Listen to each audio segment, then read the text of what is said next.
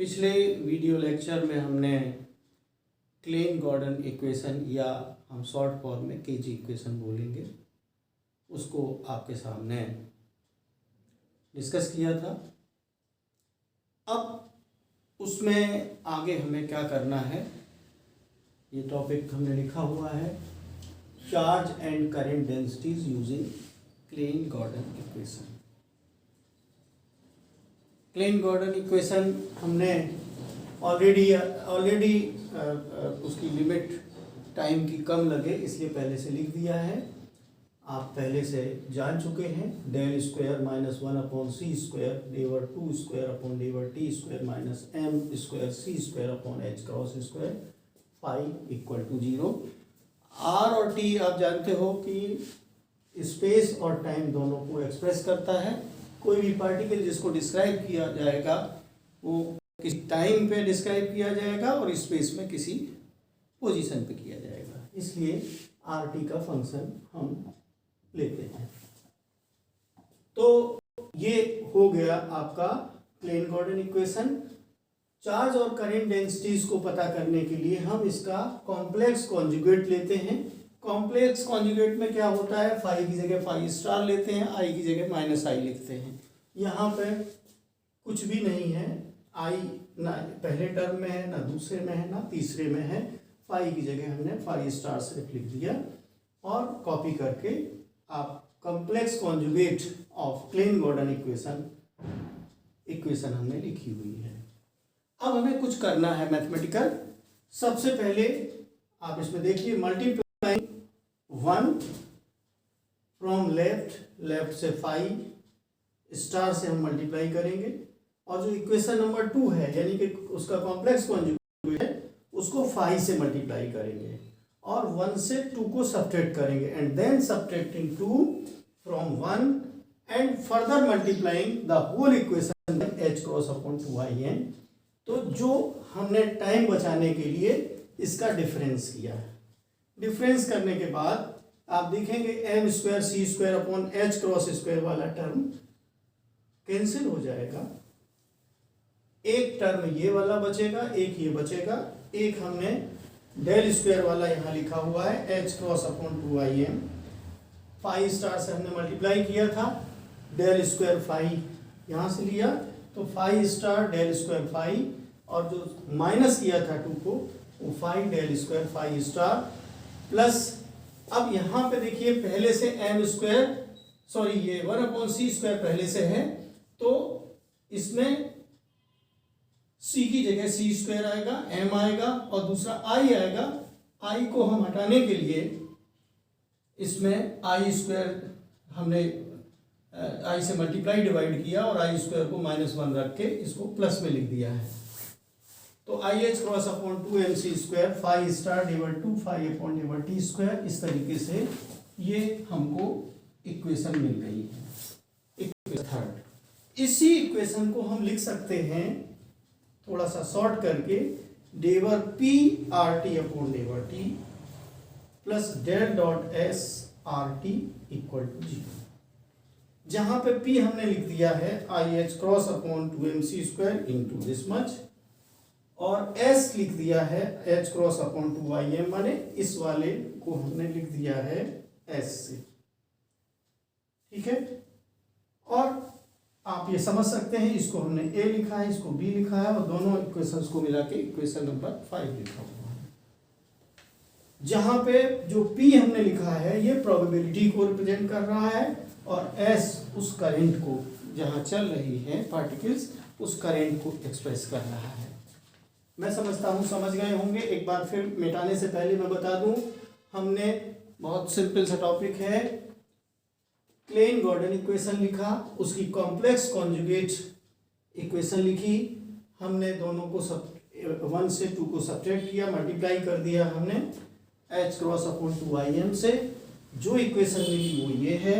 इसमें हमने ये जो एक्सप्रेशंस लिखे हैं कुछ मिला जुला के हमने p और s से एक्सप्रेस किया है, बस इतना ही किया है। और हम आगे बढ़ते हैं और डिस्कस करते हैं। आगे बढ़ते हैं जहां पे p प्रोबेबिलिटी है, s करंट। इम्पोर्टेंट क्यों है ये टॉपिक, ये धीमे धीमे आपको समझ में आ जाएगा। जैसे जैसे हम लोग इसको फाइनलाइज करेंगे आपको सब समझ में आता जाएगा, अगर आपके क्वांटम के बेसिक्स अच्छे हैं। द इक्वेशन 4 जो हमने लिखी थी is identical to the non relativistic probability conservation equation. अगर आपने, चूंकि इसके पहले हमारे लेक्चर से पहले मैम अरोड़ा ने पढ़ाया, बीएससी में आप पढ़ के आए हैं, तो जो इक्वेशन हमने लिखी थी 4 यानी डेवर P अपॉन डेवर T plus del dot S equal to 0 वाली इक्वेशन, ये कंजर्वेशन इक्वेशन कहलाती है। Is identical to the non relativistic probability, ये नॉन रिलेटिविस्टिक प्रोबेबिलिटी से मिलती जुलती है। आप नॉन रिलेटिविस्टिक प्रोबेबिलिटी आप जानते हो अच्छे तरीके से, साई स्टार प्रोबेबिलिटी डेंसिटी कहलाती है। अगर इसका मॉड लेते हैं तो प्रोबेबिलिटी डेंसिटी होती है साई मॉड स्क्वायर, ये आप जानते हो पहले से। मैं इसी को कंपेयर करके आपको समझाना चाहूँगा। तो ये conservation equation non relativistic case में ऑलरेडी पहले पढ़ते रहे, उससे मिलती जुलती है। To see whether PRT is a position probability, अभी हमें नहीं मालूम कि ये पोजीशन प्रोबेबिलिटी है कुछ और है और not, we have two solutions of KG equation as below.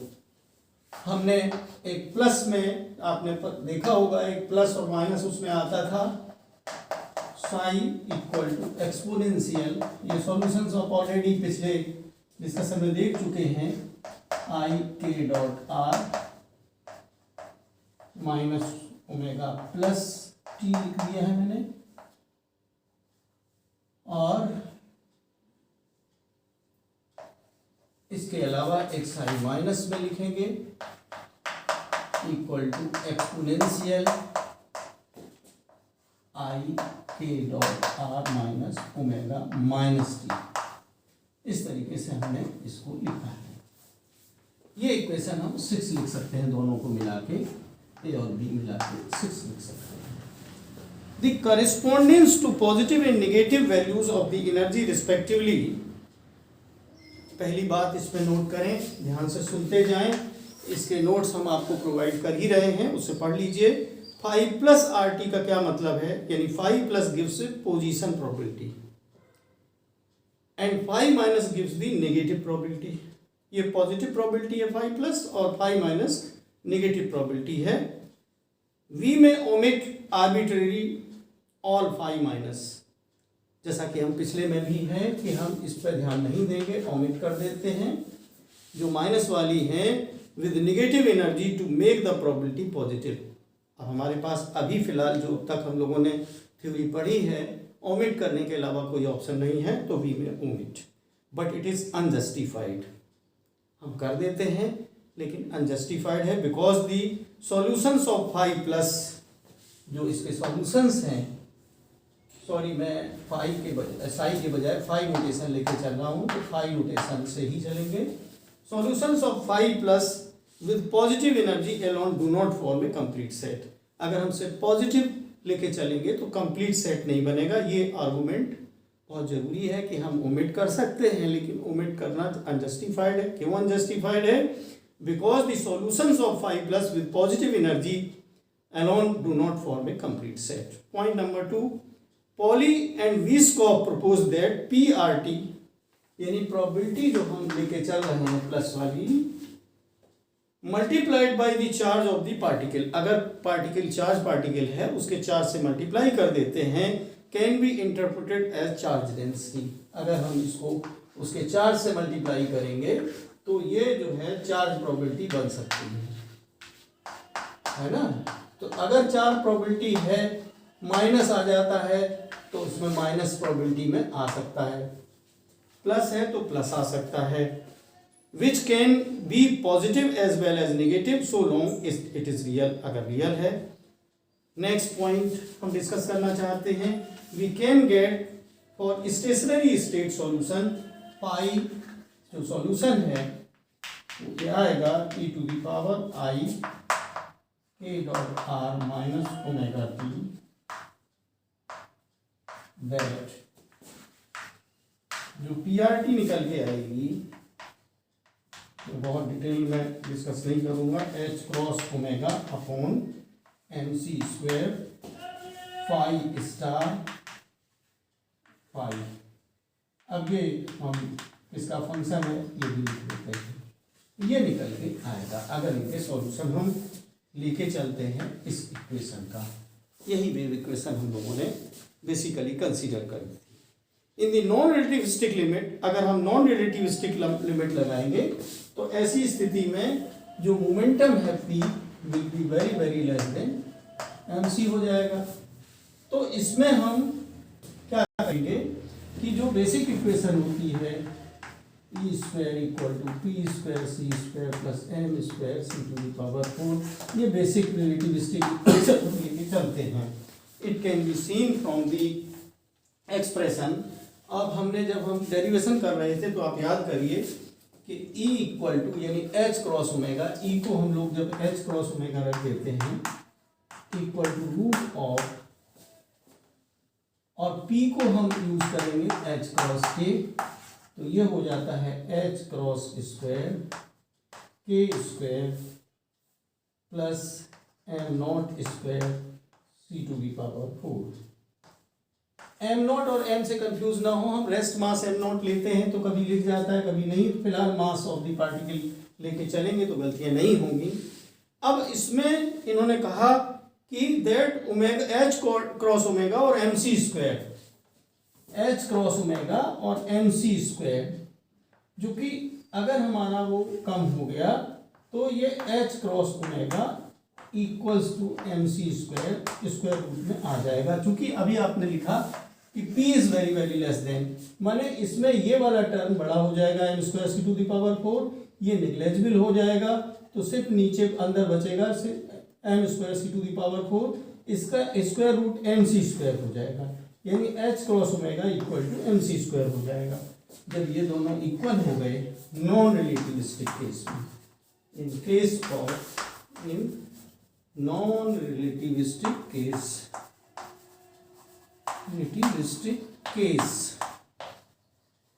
ये हमने लिखा h cross omega equal to m c square हो जाएगा। तो ये जब दोनों इक्वल हो गए तो ये इक्वल टू 1 हो गया, तो हमारी जो प्रोबेबिलिटी है पी वो फाई स्टार फाई ही आ जाएगी। ये आप प्रोबेबिलिटी के रूप में जानते हैं, ये प्रोबेबिलिटी डेंसिटी के रूप में कही जाती है, प्रोबेबिलिटी डेंसिटी के रूप में कही जाती है, और ये स्पेस को रिप्रेजेंट करती है, probability of finding the particle per unit volume, जो आपने फाई स्टार फाई या साई स्टार साई के रूप में पढ़ा रखा है। तो मैंने आपको बताया कि ये जो हम लोग पढ़ रहे थे करेंट डेंसिटी पी को प्रोबेबिलिटी डेंसिटी और एस को करेंट डेंसिटी कहा, और उसके बाद जो दिक्कतें हैं नेगेटिव को हम ओमिट करते हैं तो वो डिस्कस किया। फिर आपको हमने ये बताया कि पॉली और विस्कॉफ ने प्रपोज किया कि क्यों हम पार्टिकल के चार्ज को इंक्लूड करके, जिसमें एनर्जी को नेगेटिव तो हम फिजिक्स में कंसीडर ही नहीं करते हैं, लेकिन चार्ज के पॉजिटिव नेगेटिव दोनों करते हैं, तो जो भी क्वांटिटी मैथमेटिकल आई है उसको हम चार्ज से मल्टीप्लाई करेंगे तो फिर ये आइडिया फिट बैठ सकता है, और ऐसी स्थिति में हम इस इक्वेशन को यूज कर सकते हैं, क्लेन गॉर्डन इक्वेशन को। यहीं पे चार्ज और करंट डेंसिटी के बारे में discussion examination point of view से पूरा हुआ। अब हम लोग आगे चलते हैं सीधे सीधे डिराक इक्वेशन। तो पहला पार्ट है डिराक इक्वेशन को सीधे सीधे डिस्कस करने से पहले डिफिकल्टीज, ये एग्जाम में आता भी है, difficulties in of Klein Gordon equation, पहले यही डिस्कस करते हैं फिर उसको निकालने की बात करेंगे। मैं आपको डिस्कस करता हूं। Although the equation is quite satisfactory. जो अभी तक हम लोगों ने पढ़ा काफ़ी सेटिस्फैक्ट्री लेवल तक हमने उसको यूज़ कर लिया। When properly interpreted there are, मैं यहीं पर रुकता हूँ, जो केजी इक्वेशन है, इस केजी इक्वेशन में क्या डिफिकल्टीज हैं वो हम डिस्कस करने चाह रहे हैं। There are difficulties in describing an electron with it. इस केजी इक्वेशन से इलेक्ट्रॉन को डिस्क्राइब करना डिफिकल्ट है या पॉसिबल ही नहीं है। इसमें भी हम पॉइंट्स जो खास हैं हाइलाइट्स में ही बोलेंगे। पहला point is describes only spinless particles, it means KG equation, and can not accommodate the spin of the electron. Electron की स्पिन के बारे में हमने डिस्कस नहीं किया, चूंकि क्लीन गॉर्डन इक्वेशन में डिस्कस नहीं किया गया है। दूसरा पॉइंट है the probability density for KG particle is not definitely positive. यह हम लोग डिस्कस करके देख चुके हैं। तीसरा पॉइंट है from the derivation of equation of continuity और KG equation it is clear that the appearance of linear time derivative,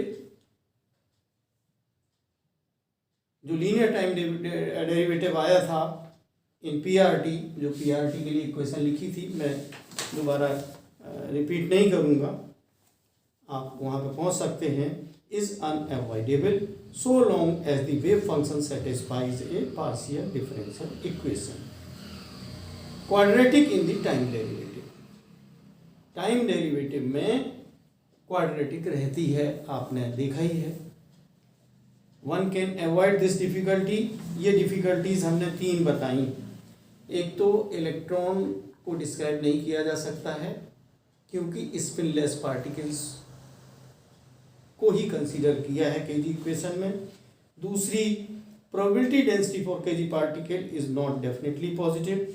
और जो डेरिवेशन होता है इक्वेशन ऑफ कंटिन्यूटी का, हम लोग जब डिस्कस करते हैं, ये क्लियर होता है कि linear time derivative in P जो आता है वो अनअवॉइडेबल है, क्योंकि वेव फंक्शन जो सेटिस्फाई करता है एक partial differential equation quadratic in time derivative. इसलिए अब हम लोग डेवलप करना चाहते हैं डिराक इक्वेशन। सीधे सीधे माने केजी इक्वेशन वाला मामला कंप्लीट हुआ। अब हम लोग डेवलप करेंगे डिराक इक्वेशन, डेवलपमेंट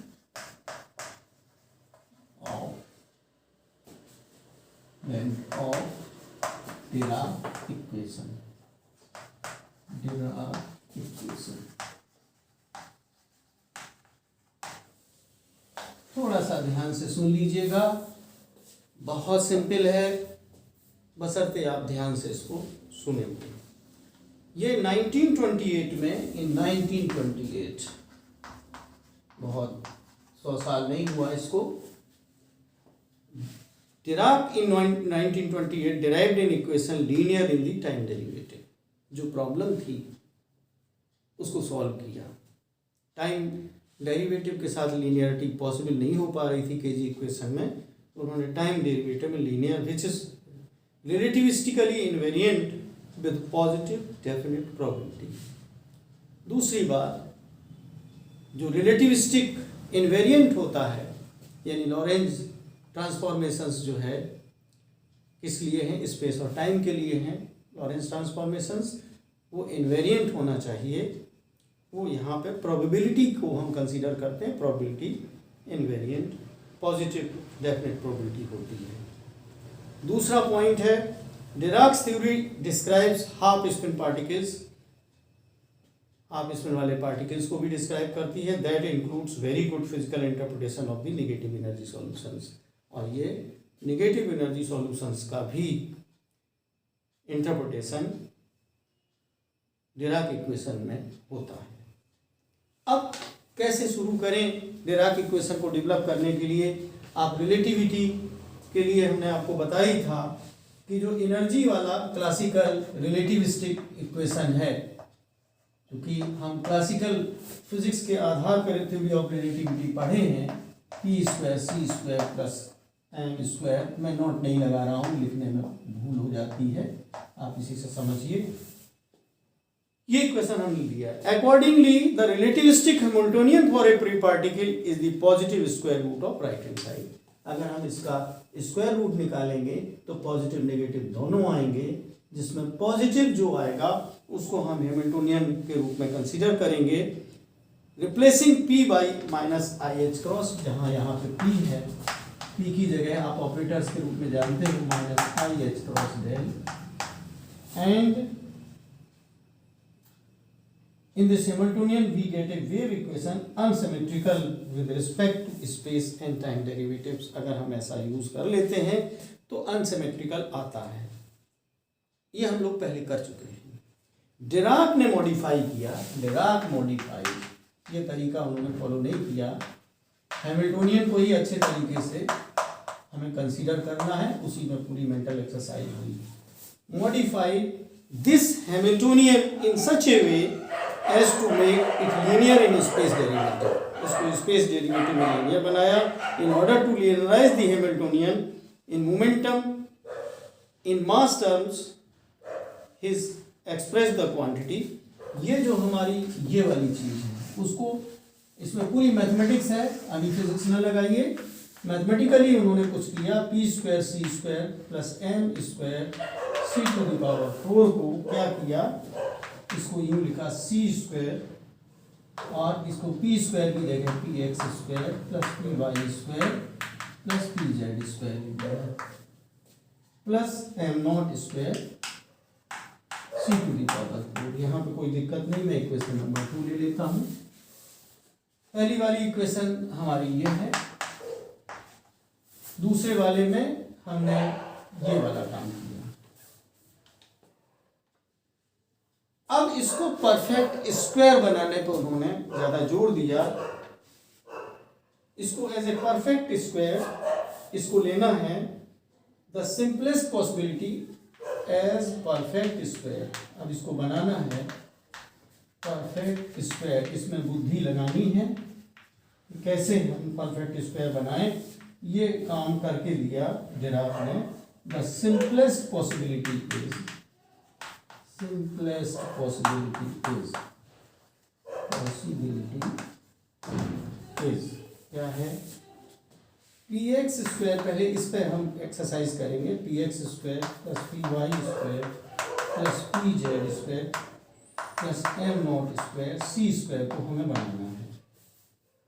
इसके लिए हमने डिराक ने क्या लिखा, ऐसे ही ले लिया, alpha x p x plus alpha y p y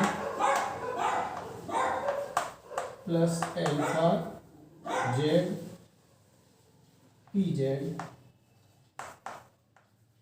plus beta m nought square m not c का होल स्क्वायर।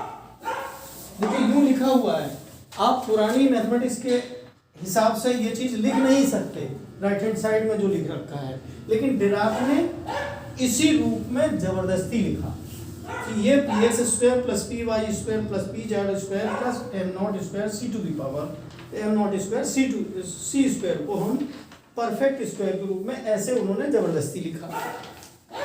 क्या किया कि पी एक्स स्क्वायर के साथ पी एक्स के साथ अल्फा एक्स, पी वाई के साथ अल्फा वाई, पी जेड के साथ अल्फा जेड और एम नॉट सी के साथ बीटा इंट्रोड्यूस करके होल स्क्वायर लिख दिया। अब ये हमने लिख तो दिया, लेकिन अगर इसका होल स्क्वायर हम निकालें तो क्या निकलेगा, मैं इसको मिटा देता हूँ। अगर इसका होल स्क्वायर निकालेंगे तो इसमें 16 टर्म्स आएंगे। मैं लिखता हूँ, यहाँ टाइम बहुत ज़्यादा हम बचा नहीं सकते, क्योंकि जब तक ये एक्सरसाइज करेंगे नहीं तब तक आपको समझ में आएगा नहीं, है ना। तो इसके लिए वेयर द कोफिशिएंट्स जो हमने ले लिए हैं, वेयर द कोफिशिएंट्स हमने ले लिए हैं अल्फा एक्स, ये कोफिशिएंट्स हैं, सीएंट्स हैं, कौन से, alpha x, alpha y, alpha z and beta. ये जो कोफिशिएंट्स हैं are yet to be determined. Dirac ने यूज तो कर लिए, लेकिन पता नहीं कि ये क्या है। ये नंबर तो नहीं हो सकते। अगर नंबर हम कोई भी यहाँ लगा देते हैं तो ये जो लेफ्ट हैंड साइड है उसको अचीव नहीं किया जा सकता। इक्वालिटी तभी हो पाएगी जब इसको प्रॉपर रूप में हम पहचान लें। One can not satisfy this equation, इसको इक्वेशन को 3 मान के चल रहे हैं। One can not satisfy 3 by taking alphas and to be ordinary numbers. In fact we have, अगर हम इसका होल स्क्वायर निकालना चाहें अल्फा एक्स पी एक्स, दोबारा लिखते हैं, plus alpha y p y plus alpha z p z plus beta m c, इसका whole square निकालेंगे तो क्या निकलेगा, मैं लिखता हूँ, कुछ लिखता हूँ कुछ छोड़ भी दूंगा, आपको नोट्स तो दे ही रहा हूँ। Alpha x square p x square, पहला तो टर्म यही आएगा।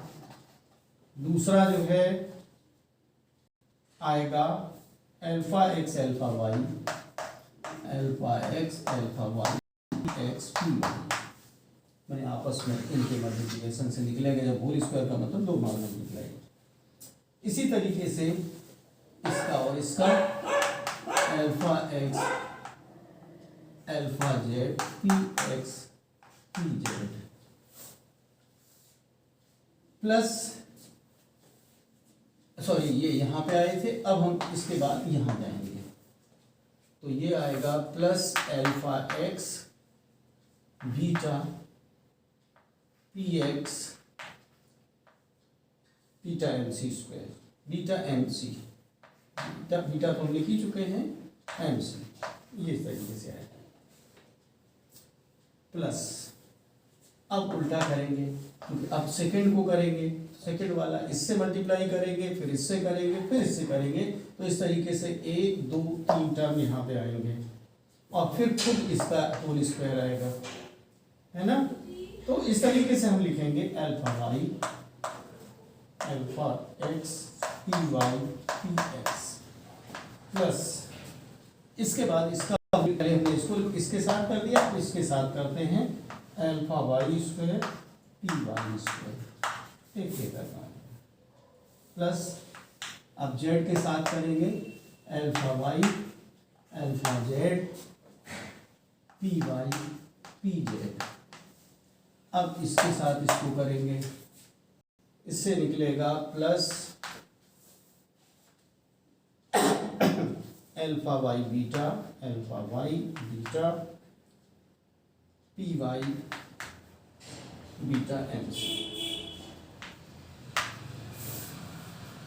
इसी तरीके से लिखते हुए बीच में आएगा alpha z p z square. इसको आप कर सकते हो, तो ये उसकी वीडियो की लेंथ घटाई जा सकती है, इसलिए मैं कह रहा हूँ। और फाइनली एक चौथा आएगा लास्ट में, beta square m nought square c square या एम स्क्वायर सी स्क्वायर, ठीक। तो इस तरीके से इसमें 16 टर्म्स आएंगे।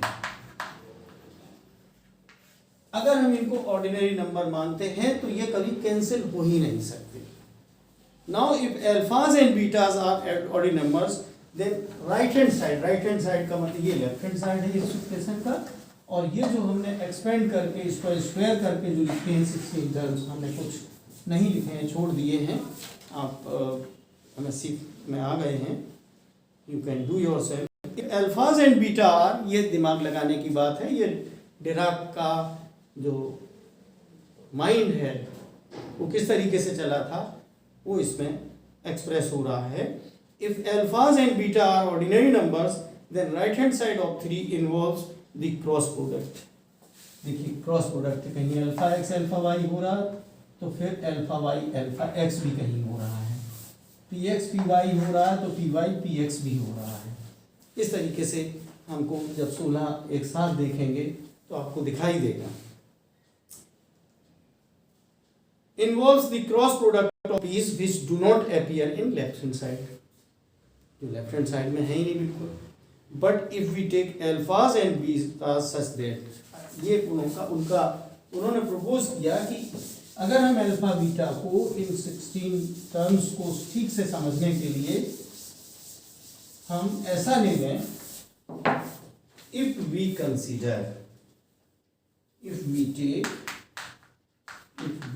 कंसीडर लिख सकते हैं, कंसीडर अल्फाज का मतलब alpha x, alpha y, alpha z and beta such that,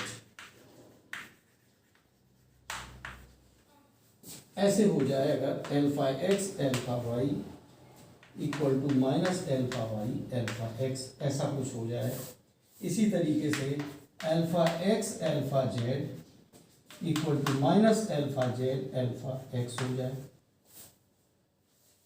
इसी तरीके से alpha y alpha z equal to minus alpha z alpha y हो जाए।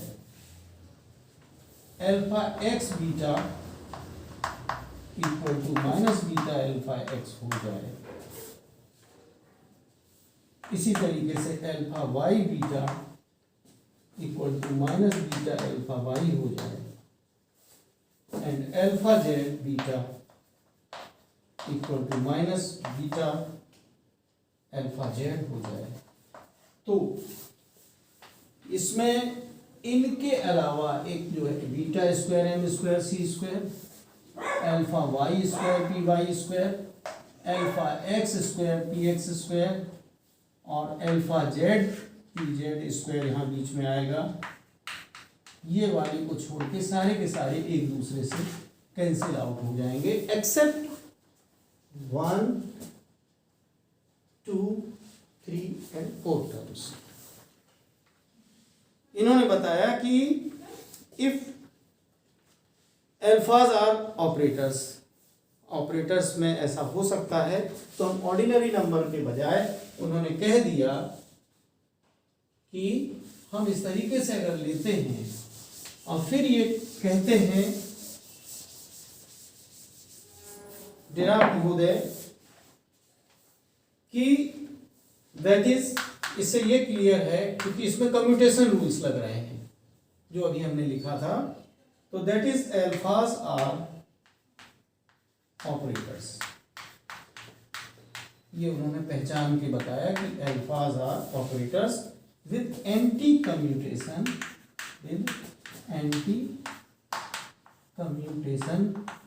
माने उन्होंने परफेक्ट स्क्वायर तो बनाया, लेकिन परफेक्ट स्क्वायर बनाने में क्या हमें करना पड़ेगा वो भी सामने उन्होंने रखा।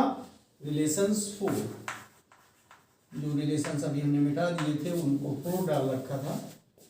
Then cross product cancel out, then cross product cancel out, ये हुआ। इस तरीके से जो हमें फाइनली मिलेगा वो ये होगा alpha x square plus alpha y square, alpha x square p x square plus alpha y square p y square plus alpha z square p y square plus beta square m square c square. इसके बाद ये कह रहे हैं कि यहीं पे नहीं रुकते हैं, ये 5 के रूप में हम कंसीडर कर सकते हैं। इन्होंने कहा कि इफ वी फर्दर टेक, एक और चीज इन्होंने करी, further take alpha square, alpha x square equal to alpha y square, मान स्क्वायर सबके बराबर कर दें, alpha z square equal to beta square equal to 1। तो देखने में ये बड़ा अजीब सा लग रहा है। इनकी वैल्यूज हम 1 ले लेते हैं तो सिंपली क्या हो जाएगा, अगर हम इसको 1 ले लेते हैं तो वही पुराना वाला हो जाएगा, p x square plus p y square plus p z square, simply हो जाएगा p x square plus p y square plus p z square और बीटा स्क्वायर की जगह भी हमने 1 ले लिया है तो एम स्क्वायर सी स्क्वायर, ये आ जाएगा आराम से, जैसा हमने या डिराक ने जो कंसीडर किया था वो चीज सामने आ जाएगी। तो वो जो इक्वेशन 3 हमने लिखी थी वो satisfied in every detail, thus one can conclude that। अब हमें कंक्लूड क्या करना है thus we conclude that क्या कंक्लूजन है, कंक्लूजन क्या निकला, if alphas and betas are operators, भाई ऑपरेटर इन्होंने माना। अब बाद में देखेंगे कि ये क्या ऑपरेटर है, अभी हमने उसको सपोज कर लिया है, प्रपोज कर दिया है। Thus one can conclude that if alphas and beta are operators satisfying, जो भी हमारी इक्वेशंस हमने ये 5 और 6 कंसीडर करी हैं, ये सेटिस्फाई हो रही हों, ऐसे ऑपरेटर्स हों, then the square root of 2 can be written as, simply जो स्क्वायर रूट आएगा प्लस माइनस सी, अब मैं सी के साथ लिखता हूँ अल्फा एक्स पी एक्स, क्योंकि स्क्वायर हमने 1 लिया है, अल्फा एक्स को 1 नहीं लिया है, plus alpha y p y जो बेसिक इक्वेशन थी, वाई पी वाई जब हैमिल्टोनियन लेने के चक्कर में थे, सब लड़ाई जो है हैमिल्टोनियन को कंसीडर करने की है, alpha z p z plus beta m not c, उसका जो स्क्वायर रूट निकलेगा वो ये निकलेगा, ये 7 के रूप में हम ले सकते हैं। रिप्लेसमेंट ऑफ अल्फाज बाई माइनस अल्फा, अल्फा की जगह हम माइनस अल्फा लिख दें, बीटा की जगह माइनस बीटा लिख दें, तो इस पर कोई असर नहीं पड़ेगा, क्योंकि पहले से अगर हमने माइनस कर दिया इसको तो माइनस माइनस प्लस हो जाएगा, अगर प्लस ही रखा है तो प्लस रहेगा ही रहेगा, माइनस करने पर सारे हमने माइनस कर दिए तो माइनस माइनस प्लस हो जाएगा। Taking the positive sign in 7 we can write the Hamiltonian, अगर इसका हम पॉजिटिव साइन ले लें तो हैमिल्टोनियन ही तो निकाला है भाई, ई स्क्वायर से निकाला था, उसी को हम एनर्जी को एच ऑपरेटर लिख रहे हैं, तो हम सिर्फ पॉजिटिव साइन ले लें तो एच इक्वल टू हो जाएगा c alpha x p x plus alpha y p y plus alpha z p z plus beta n nought c square, beta n nought c square, beta n nought c, ये हो गया हमारा Hamiltonian. मैं एक चीज आपको और याद दिलाना चाहता हूं कि हमने प्लस ले लिया, बहुत आसान था लिखना, एक्चुअल रिसर्च पेपर में डिराक ने खुद माइनस साइन को लेके सॉल्व किया था कि माइनस लेने पे भी आना यही है, इसलिए तो हमने इससे कर दिया है। तो however in this original research paper Dirac has chosen negative sign in equation 7, जो भी हमने लिखा था 7, इसमें उन्होंने लिया था। अब हम इसी को इस तरीके से लिख सकते हैं, हैमिल्टोनियन को छोटा करके c alpha dot p plus beta m not c square, या इसी को हम, क्योंकि ये पी एक ऑपरेटर के रूप में है, ऑपरेटर का जो वैल्यू है ऑपरेटर के बारे में हम जानते हैं 3 डायमेंशंस में, minus i h cross del होता है, उसको हम लिखते हैं, तो ये हो जाएगा h equal to minus i h cross, और सी पहले से लिखा हुआ है, अल्फा को अल्फा लिखा रहेंगे या डॉट डेल हो गया plus beta m not c square, काम चल गया। अगर हम जो बेसिक वेव इक्वेशन है उसमें यूज कर लें इसको, जैसा कि आप हमेशा बनाते रहे हैं, वेव इक्वेशन क्वांटम मैकेनिक्स में H psi equal to E Sai से बनती है, ऑपरेटर की वैल्यू लिखिए, ई की जगह पे आप पता है आई एच क्रॉस डेवर अपॉन डेवर टी लिखेंगे, तो ये इक्वेशन हो जाएगी माइनस आई एच क्रॉस सी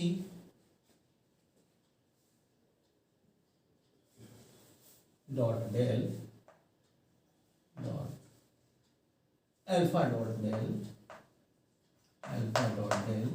ये हमने वेक्टर रिप्रेजेंटेशन दिखा दिया है, क्योंकि डॉट प्रोडक्ट आप दिखा रहे हैं, plus beta m not c square psi equal to i h cross over psi upon a of t.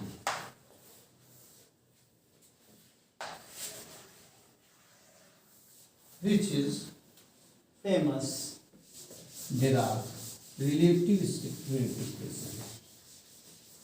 बस ये फिनिश होता है. Dirac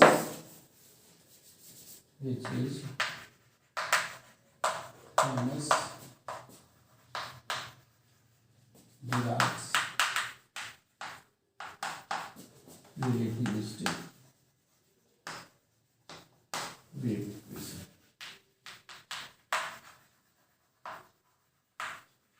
बहुत जरूरी है मैं इसको फिर समराइज करूं ताकि बहुत आसान हो जाए आपके समझ में कि सबसे पहले हमने क्लेन गॉर्डन इक्वेशन में जो बात छूट गई थी उसको कंप्लीट किया. हमने प्रोबेबिलिटी डेंसिटी, करंट डेंसिटी को डिस्कस किया. डिस्कस करने से काफ़ी हद तक हम आश्वस्त हुए. आपको ये भी पता है कि जो हमारा फिजिकल वर्ल्ड है उसमें जो हमारा सामना होता है, मैटर का जो आउटर स्ट्रक्चर होता है वो इलेक्ट्रॉन का होता है, इलेक्ट्रॉन से ही बना हुआ है. तो सबसे ज़्यादा ज़रूरी होती है इलेक्ट्रॉन को ट्रेस करना, इलेक्ट्रॉन को ज़्यादा से ज़्यादा उस पर काम करना. इलेक्ट्रॉन हाफ स्पिन पार्टिकल है, उसको हम क्वांटम मैकेनिकली रिलेटिविस्टिक लेवल पे नहीं कर सकते थे क्योंकि क्लेन गॉर्डन इक्वेशन के सहारे हमने रिलेटिविस्टिक मैकेनिक्स को आगे बढ़ाया था. उसमें कमियां थीं और उसको दूर करने के लिए 3 पॉइंट्स थे. लीनियर नहीं था, टाइम डेरिवेटिव में स्पिनलेस पार्टिकल्स को ही डिस्क्राइब कर सकते थे. इनवेरियंस भी हमें देखना था. आपने स्क्वायर के रूप में पहले यूज़ किया, क्लेन गॉर्डन ने स्क्वायर के रूप में प्रस्तुत कर दिया. अब दिमाग लगाते रहे डिराक महोदय, माइंड को उन्होंने यूज़ करते हुए उसकी मैथमेटिक्स समझी कि कैसे हम प्रॉपर हैमिल्टोनियन अचीव करें. उसके लिए उन्होंने जो बेसिक इक्वेशन है relativistic equation e square equal to p square c square plus m square c to the power 4, इसका प्लस माइनस स्क्वायर रूट निकलता है.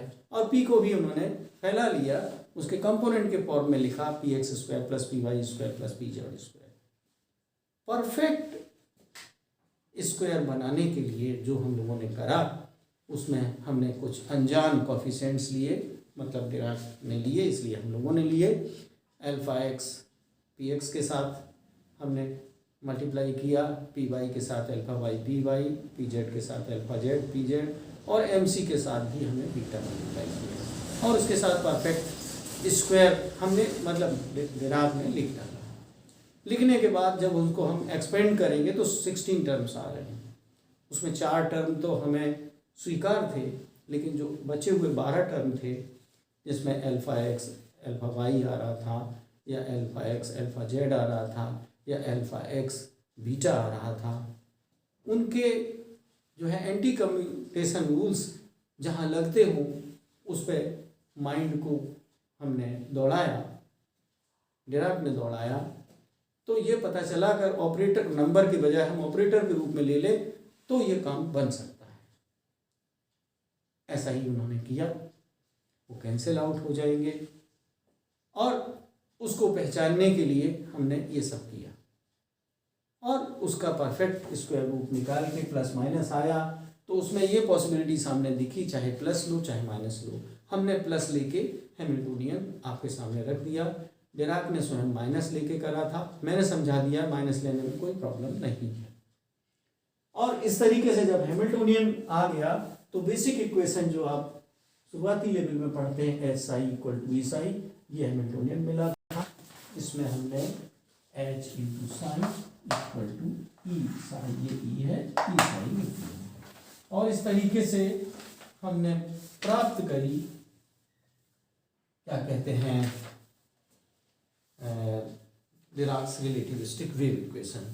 वीडियो बड़ा ना हो इसलिए मैं यहाँ पे ख़त्म करूँगा, लेकिन ये जो अल्फा और बीटा हैं इनके लिए जो नेक्स्ट हमारा आएगा, ये जो अल्फा और बीटा हैं ऑपरेटर क्या है, alpha and beta are beta are matrices.